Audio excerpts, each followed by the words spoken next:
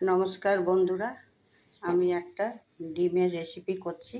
ডিমের ফুলটা কিভাবে বানাচ্ছি আমি দেখাচ্ছি। দেখুন, কুসুমটাকে আস্তে করে ফাটিয়ে আস্তে করে কুসুমটা যাতে না ভাঙে সেইভাবে আমি ডিমটাকে ফাটিয়ে আমি কড়াতে তেল দিয়েছি। তেল দিয়ে আমি এটাকে আস্তে করে ছেড়ে দেবো যাতে ডিমটা না ফাটে। দিয়ে আমি এটাকে দেখুন, এটা হয়ে গেছে। এটা একদম আস্তে আস্তে আছে তৈরি করলাম। এই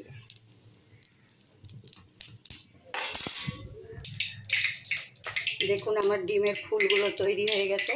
সেই জন্য বলেছি ডিমের ফুল দেখতে কত সুন্দর লাগছে। কুসুম যেন না ভাঙে, এটা আস্তে আস্তে করতে হবে একটু, তারপরে দেখতে সুন্দর লাগবে। আমি কড়াতে তেল দিয়ে এর মধ্যে গোটা গরম মশলা দিয়ে দিয়েছি, এলাচ, লবঙ্গ, দারচিনি।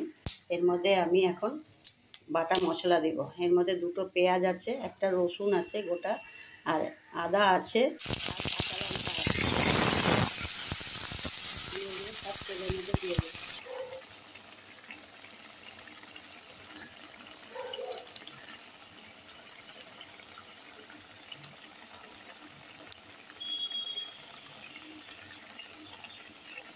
দেখুন, মশলাটা আমার হয়ে গেছে।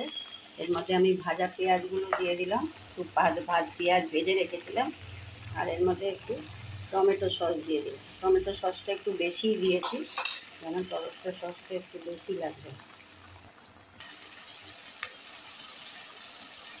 এই ডিমের ফুল রান্না করার জন্য আমি এর জন্য কারি করছি। এর মধ্যে দিয়ে দিচ্ছি মশলাগুলো। এবার একটু আমি আলু ভেজে রেখেছি, এই আলুগুলোকে আমি দিয়ে দিলাম। আমি এর মধ্যে নুন দিইনি, আমি এখন নুন দিয়ে দিলাম।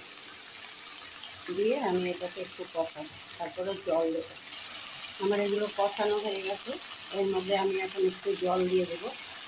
একটু জল দেবো না, এটা গ্রেভি থাকবে। এইটাতে কিন্তু বন্ধুরা আমি একটু হলুদ ইউজ করিনি। হলুদ ইউজ করলে এটার কালারটা অন্যরকম হয়ে যাবে, তাহলে ডিমের ফুলগুলো বোঝা যাবে না।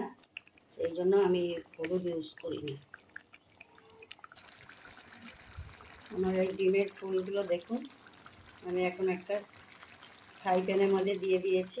মানে কড়াতে দিলে ভেঙে যাবে বলে আমি ফ্রাই প্যানে সব উপর দিয়ে ছড়িয়ে দিয়েছি। এই দেখুন, আমি উপর দিয়ে একটু গরম মশলার গুঁড়ো ছড়িয়ে দিয়েছি, আর একটু করে লঙ্কা ভেঙে দিয়েছি সাজানোর জন্য। দেখতে